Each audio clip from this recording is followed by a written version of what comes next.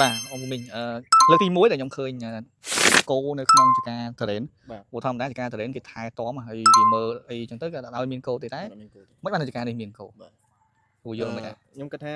វាបញ្ហាមួយចំនួនមិនមែនមកពីសត្វចិញ្ចឹមហ្នឹងទេវាអាចថាដំណាំមួយចំនួនត្រូវបានគូស៊ីអីចឹងណាប៉ុន្តែដូចតរេនដែលគាត់យកផលនេះខ្ញុំមើលទៅ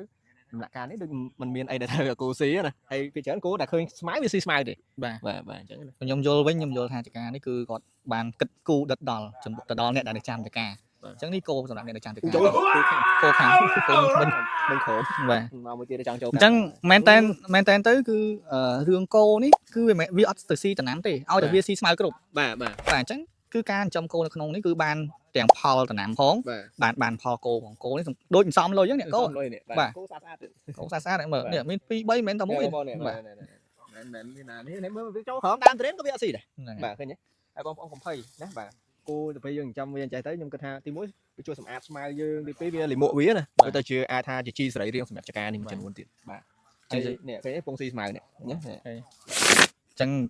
ចកាតរ៉េនយើងអាចដាក់គោបានឲ្យតការមើលថែរបស់ម្ចាស់ឬក៏អ្នកដែល